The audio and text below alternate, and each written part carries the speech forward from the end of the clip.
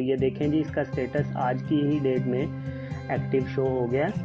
ये जो टाइम इसमें लगा है, इतना टाइम भी नहीं लगता। जैसे ही आप बैंक में पेमेंट क्लियर करवाते हैं और वो आपको CPR इशू करते हैं, साथ ही आपका ऑनलाइन स्टेटस अपडेट हो जाता है और फाइलर शो होने लग जाता है।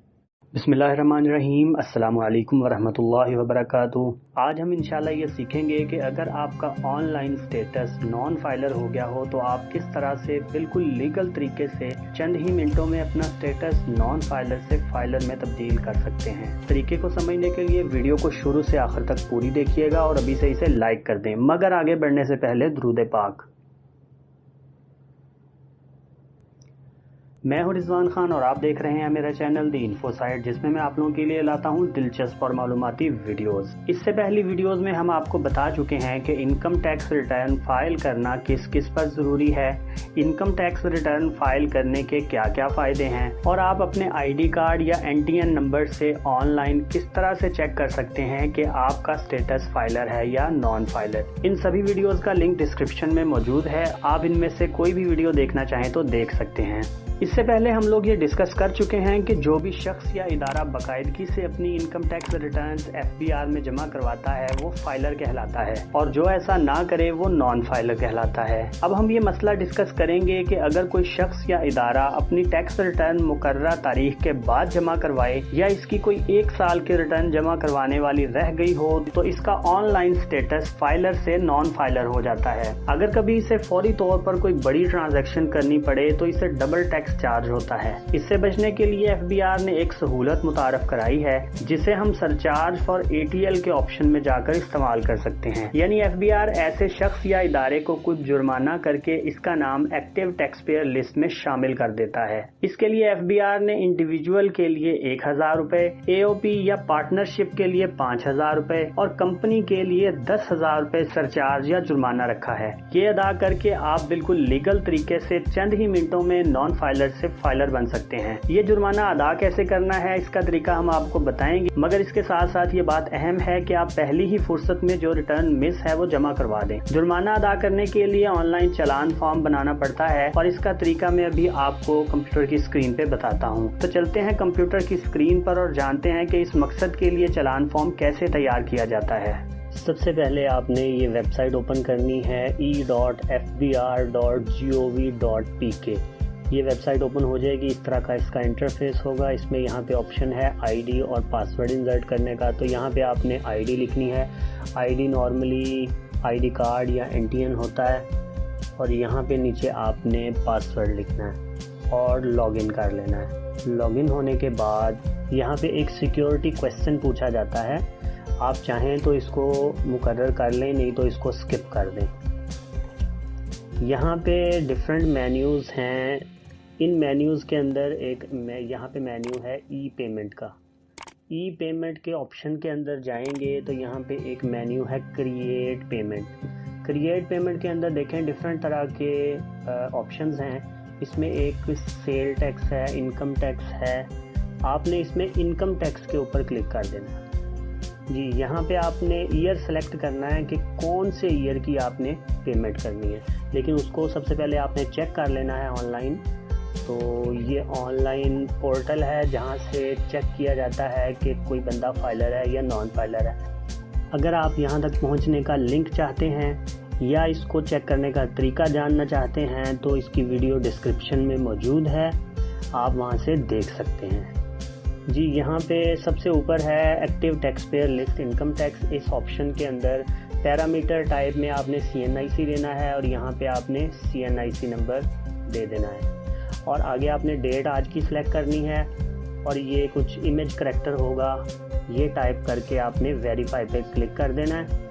तो ये देखें, ये साहब जो हैं, जो मैंने एक एग्जांपल के लिए बंदा लिया है, इसकी 2020 की जो इनकम टैक्स है वो लेट फाइल हुई है। तो हम लोग यहाँ पे टैक्स ईयर सेलेक्ट करेंगे 2020। नीचे टैक्स पेमेंट नेचर के अंदर मिसलेनियस को सेलेक्ट करेंगे और उसके बाद यहाँ नीचे टैक्स पेमेंट सेक्शन के अंदर आपने सरचार्ज फॉर ATL ऑप्शन है, इसको सिलेक्ट कर लेना है जी। यहाँ पे उसने दे भी दिया है कि ये 2020 के लिए जो है वो सिर्फ अलाउड है। ये क्योंकि इनकी 2020 की जो रिटर्न है वो लेट हुई थी, इस वजह से। यहाँ पे नीचे आपने अमाउंट इन फिगर के अंदर 1000 रुपये एंटर कर देने हैं, क्योंकि ये इंडिविजुअल हैं तो इनका जो जुर्माना है वो 1000 रुपया बनेगा। नीचे अमाउंट इन वर्ड्स वो खुद ही उठा लेगा जब आप ऊपर 1000 रुपया इंसर्ट करेंगे। जी यहाँ ये नीचे जो फ़ोन नंबर दिया हुआ है, इस फ़ोन नंबर को आपने ठीक कर लेना है। इसके अंदर कॉमास बाय डिफ़ॉल्ट होते हैं, उन कॉमास को ख़त्म कर लें, फिर ये एरर नहीं देगा। जी यहाँ पे एडीसी पेमेंट के अंदर भी आपने अमाउंट में 1000 रुपया लिखना है और कंफर्म पे क्लिक कर देना। जी यहाँ पे पेमेंट मोड के अंदर by default ADC E payment select हुआ है, इसके अलावा यहाँ पे कोई ऑप्शन नहीं होगा, तो यही सेलेक्ट रहने देना है आपने। और अमाउंट वाले कॉलम में आपने 1000 रुपीज़ अमाउंट लिख देनी है। उसके बाद आप क्रिएट के ऑप्शन के ऊपर जब क्लिक करेंगे तो वो आपको एक एरर शो करवा रहा है। एक्चुअली जो ये मोबाइल नंबर दिखा रहा है इसमें 2 कॉमास हैं, इन कॉमास को आपने रिमूव कर देना है तो ये एरर ख़त्म हो जाएगा।